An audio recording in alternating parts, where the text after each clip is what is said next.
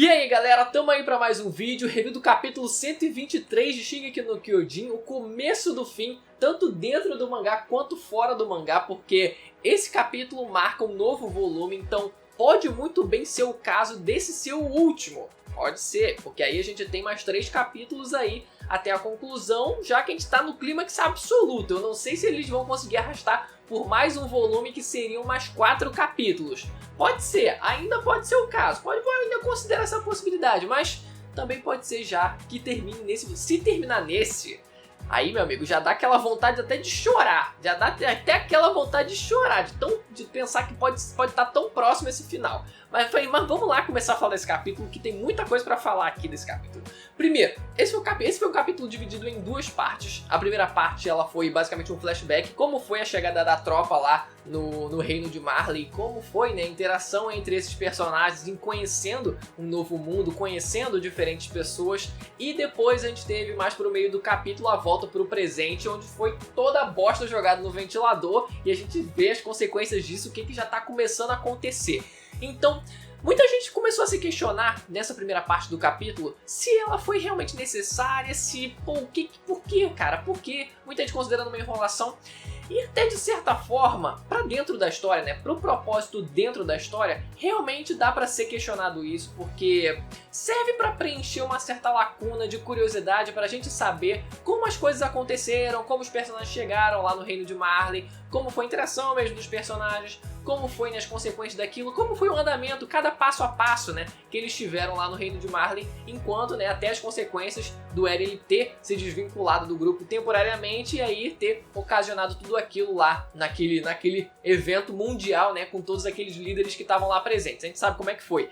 Então, tudo bem, de fato, esses acontecimentos, eles não têm lá tanta importância assim pro que a gente tá vendo agora no presente, né? Serve 90% como uma curiosidade mesmo e realmente pode ser uma forma do autor ele tentar conseguir estender um pouco mais a história, talvez para um outro volume, talvez para lançar um outro volume, eu acho que pode ser o caso, mas pelo menos pra gente tem uma certa função, pra gente pelo menos funciona como fã, porque a gente vendo a história no final, se encaminhando pro final e no meio de tanto conflito, essas interações humanas, principalmente dos personagens principais que a gente gosta e que a gente aprendeu, né, a gostar ao longo de todos esses anos, a gente vê eles nessa situação onde eles estão brincando entre si, eles estão interagindo, eles estão curtindo um pouco, deixando um pouco, né, a vida levar, pelo menos por um pequeno intervalo de tempo. Aquilo serve pra gente se apegar aos personagens, aquilo serve pra gente lembrar, pra gente aproveitar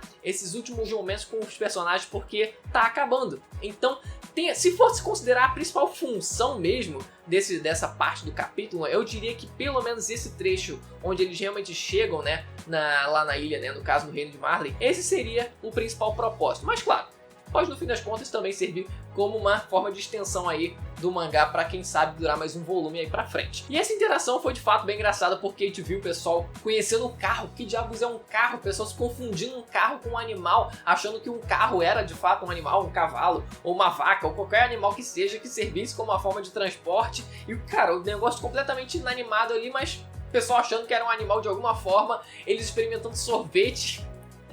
E depois o cara lá zoando, o Levi lá perguntando: aí, o moleque aí, tu não vai querer sorvete não?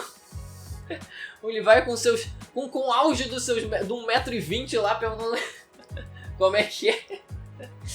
O líder da gangue das crianças, vê se pode, o título que ele já ganhou assim que ele chegou no país, né? Então essa interação foi de fato muito legal, foi muito legal, me diverti muito vendo. E aí depois a gente tem outros acontecimentos, outras coisas aí que também vale a pena comentar. Quando a tropa vai lá encontrar com aquela asiática, conversar e tentar a negociação, né, pra ver o que podia ser feito, tem uma parte interessante que é a seguinte, que foi dito que antigamente ter sangue eldiano era motivo de orgulho, pelo menos parafraseando o que foi dito por ela, né?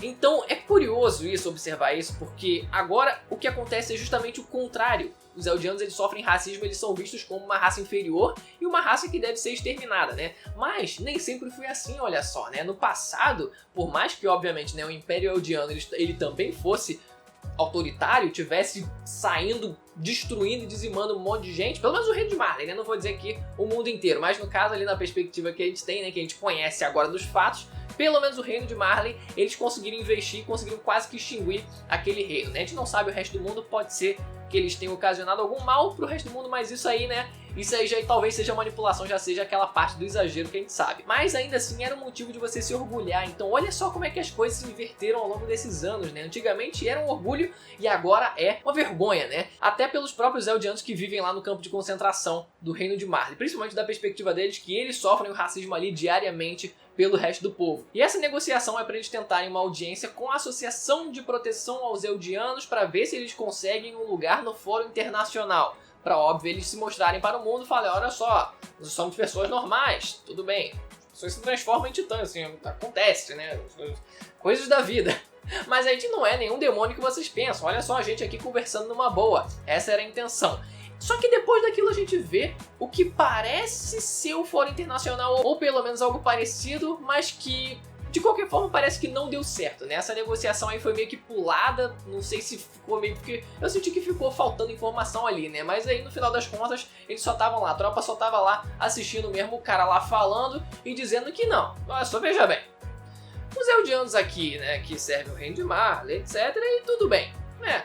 É aquilo, né? Ninguém gosta de Eldiano, a gente tolera. Eu entendi a referência. Então pelo menos esses aqui a gente tolera. Então só que o problema é os Eldianos lá das muralhas. Eles lá são sim os demônios da terra, eles sim têm que ser exterminados, né? Aquele claro exagero, tipo assim, o inimigo em comum. Temos que definir o inimigo em comum, porque assim a gente consegue unir forças. E um pouco antes disso acontecer, na noite anterior ou alguns dias antes, né, o Eren ele fala sobre os refugiados que perderam tudo, que estavam lá próximo a eles, né, e que estavam numas tendas lá, como refugiados mesmo. E ele falando como um dia ele também passou por tudo aquilo, e não só ele, mas as pessoas próximas dele também passaram por exatamente aquilo. Então, para a referência ali, né, de olha só, cara, todo mundo, os caras que tiveram que fugir de zonas de guerra, perderam tudo e agora estão tendo que pagar por isso sem ter culpa de nada. E logo depois o Eren pergunta pra Mikasa o que ela sente por ele, o que ele é pra ela, e ela tem um momento chave pra se declarar antes de depois tudo aquilo...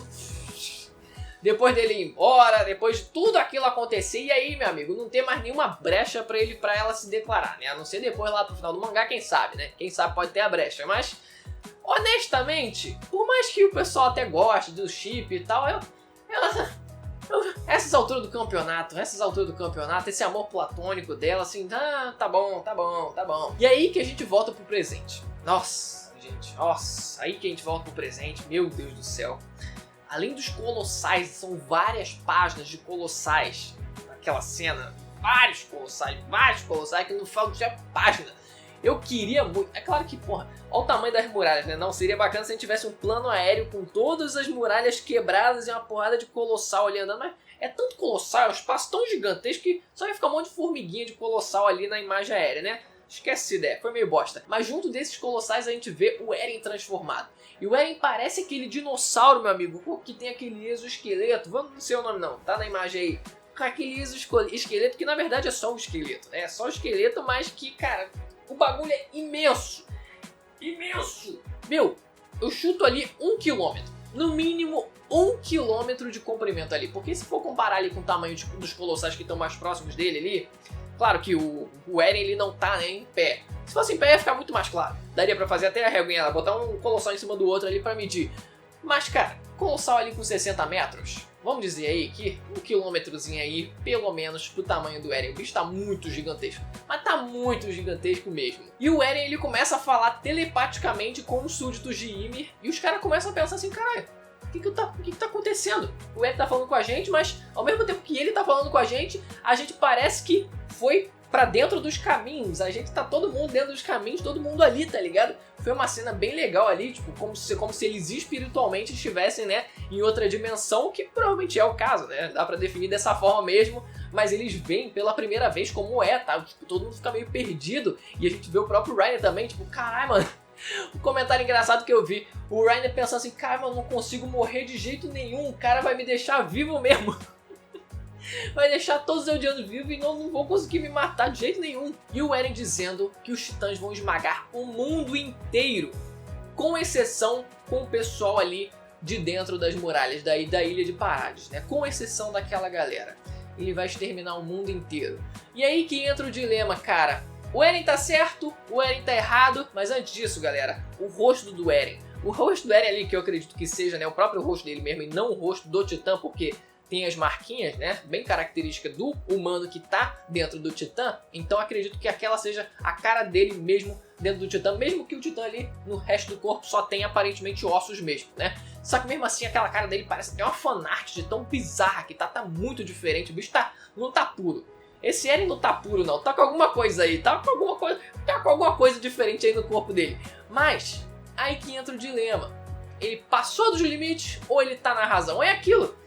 Se ele tá querendo se dispor a matar todo mundo fora da Ilha de Parades, isso significa que ele até mesmo tá pretendendo matar a associação, por exemplo. A Associação de Proteção aos Eldianos. Ou os Eldianos que estão fora lá da Ilha de Parades, sendo lá no campo de refugiado lá no campo de concentração. Aqueles vão morrer também? Aqueles talvez sejam aliviados, né? Mas, por exemplo, essa associação aí. Os caras estão lutando pelos Eldianos, estão pelo menos tentando fazer alguma coisa, por mais que seja meio demorado, não tenha tantos resultados assim, né? Estão tentando fazer alguma coisa. Ou gente que nunca nem pensou nessa parada de Eldiano, nunca nem viu. O cara que vive, sei lá, mano, no meio da floresta, não sei de qual país aleatório, o cara vai morrer também. Então é óbvio que o Eren ele tá passando dos limites, isso não tem como questionar, mas não quer dizer que, por mais que não seja justificável, não seja compreensível. Essas são as duas palavras aí chaves. Por mais que não seja justificável, porque ele tá também ferindo pessoas inocentes, até pessoas que estão lutando pela causa deles próprios, ele naquela situação, vendo que aparentemente o mundo inteiro tá contra eles, o mundo inteiro quer exterminar aquela raça, tá todo mundo lá vibrando, todas as pessoas que ele viram lá estão lá vibrando para que eles atacassem lá os Eldianos, para que exterminassem os Eldianos. O cara falou, tá bom, já é então, cai na mão então. Não vão aguentar, mano. Não vão aguentar 5 minutos de porrada, porque eu vou despertar os titãs inteiros. Não vai aguentar. Mas essa é a solução mais simples e pra mim a melhor solução, a melhor resolução que esse mangá pode ter. O Eren extermina o mundo inteiro, não tem mais conflito nenhum com o pessoal de fora da ilha, com outros países. Eles estão livres, eles finalmente estão livres, então resolvido o conflito. Tá lá só eles no mundo inteiro. Agora são só eles no mundo inteiro e tá resolvido 100% o conflito com o resto do mundo. E o mais curioso disso tudo é que a história fake contada no começo da história se torna realidade. Qual é essa história? De que os titãs dizimaram a humanidade do lado de fora das muralhas. E o que vai acontecer? Os titãs vão dizimar a humanidade de fora das muralhas. Muita gente tá politizando Shingeki no Kyojin, mas não a obra em si como um todo, mas a posição do Eren. E claro, eu sou um imbecil para falar disso, então eu não vou me arriscar aqui a dar palpite, porque senão eu provavelmente vou falar alguma besteira e vou ser escorraçado, então eu vou terceirizar isso. Eu vou deixar aqui um comentário que me pareceu condizente, eu também não sei se é completamente condizente com a verdade, mas me pareceu, eu vou estar lendo aqui pra vocês, e aí vocês me dizem se faz sentido ou não. Aliás, eu esqueci de colocar no roteiro do celular, tem que pegar no computador. Ó só, se liga. As ações do Eren de cometer um genocídio em massa contra uma classe opressora é a cara do comunismo stalinista, o próprio conceito de revolução, que se opõe ao conservadorismo, implica em destruir para construir algo novo, que é exatamente o que Eren está fazendo. E aí, o que vocês me dizem? Deixa aí nos comentários se vocês concordam ou discordam. E pra fechar esse vídeo, galera, uma curiosidade aqui que eu tô trazendo pra vocês, que é referente àquele espécime que a gente viu no capítulo anterior que deu origem ao primeiro titã.